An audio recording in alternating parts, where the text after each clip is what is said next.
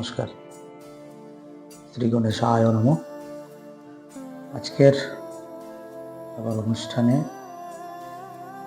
যেটা বিষয় সেটা হচ্ছে যে দেখুন, আমরা আমাদের জীবনে কিছু বিষয়কে নিয়ে আমরা সবসময় চলতে অভ্যস্ত। এবার আমাদের জীবনে কিছু ক্ষেত্রে সুচিন্তা, কিছু ক্ষেত্রে দুশ্চিন্তা ইত্যাদিকে নিয়ে আমরা সর্বদাই চলি। এই সুচিন্তা এবং দুশ্চিন্তার কিছু কারণসমূহ আমাদের মধ্যে সর্বদাই বর্তমান। আমরা এই যে কিছু কাজ করে থাকি, আমরা যে এই কিছু কাজ করি, সব কাজের মধ্যেই কিন্তু অনেক সময় আমাদের যে সেই কাজের মধ্যে যে মনোনিবেশ করা দরকার, সেই কনসেন্ট্রেশনের কিন্তু সবসময় যথেষ্ট পরিমাণে আমাদের কনসেন্ট্রেশন থাকে না। কোনো একটা জায়গা থেকে কনসেন্ট্রেশন আমাদের ল্যাক হয়, ঘাটতি ঘটে, কনসেন্ট্রেশনে মনোযোগের ঘাটতি ঘটে।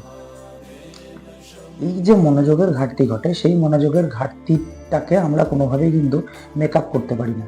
কিছু প্ল্যানেটারি কম্বিনেশন সেটার জন্য কারণ হতে পারে, কিছু দশাগত কম্বিনেশন সেটার জন্য কারণ হতে পারে। এবার এক একটা চার্টে এক এক রকমের কম্বিনেশনের জন্য এক এক রকমের ব্যাপার দাঁড়ায়, কিন্তু বিশেষত সামগ্রিকভাবে এই সমস্যা কিছুটা হলেও নিবারণ হতে পারে একটা ছোট্ট উপায় দিয়ে। সেটা হচ্ছে যদি আমরা রেগুলার শিব পুজো করতে পারি, নিজেদের বাড়িতে হোক বা কোনো শিব মন্দিরে হোক, যদি আমরা প্রত্যেক দিন এই ক্রিয়াটি করতে পারি, সেক্ষেত্রে কিছুটা আমরা কিন্তু উপকৃত হতে পারি। আবার বলছি, প্রত্যেকটা মানুষের কিছু প্ল্যানেটারি কম্বিনেশন, কিছু দশাগত কম্বিনেশন থেকে থাকে।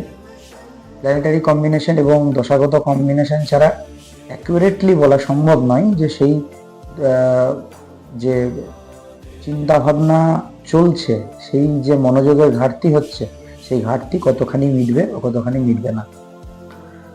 কিন্তু যদি এই সমস্যা থেকে থাকে, কিছুটা উপকৃত হতে পারে।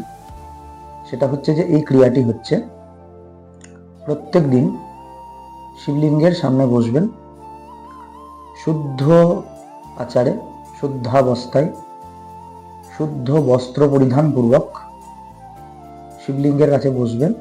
বসে তাকে স্নান করাবেন, গঙ্গা জল দিয়ে এবং অগরু দিয়ে স্নান করাবেন। করানোর পর যেটা আমরা কুমকুম বলছি বা অষ্টগন্ধা বলছি, সেই অষ্টগন্ধা দিয়ে তার কপালে 3টে তিলক করবেন। এইভাবে, ঠিক যেমন বলছি, এইভাবে 3টে তিলক করবেন।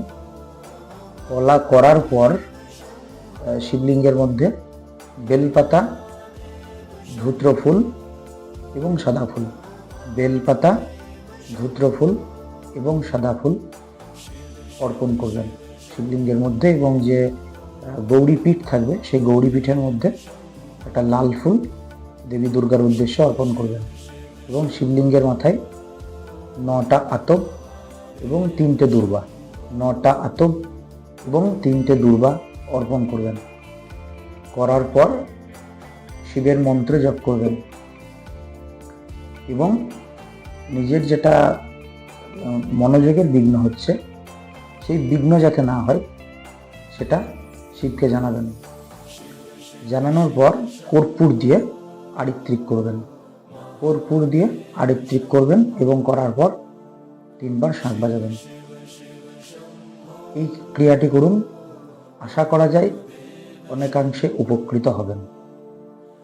এই ক্রিয়াটি যদি করে থাকেন, আশা করা যায় অনেকাংশে বাবা ভোলানাথের কৃপায় উপকৃত হবেন। তবে এই ক্রিয়াটি যখন করবেন, যখন বাবা ভোলানাথের কাছে বসবেন, যখন তার পূজা করবেন, তখন যতটা সম্ভব তার প্রতি মনোযোগ দিয়ে, মনের আবেগ, ভক্তি ইত্যাদির মাধ্যম দিয়ে তার আরাধনা করার চেষ্টা করবেন।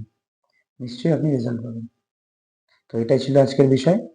এটা করে দেখুন, নিশ্চয়ই উপকার পাবেন। নমস্কার।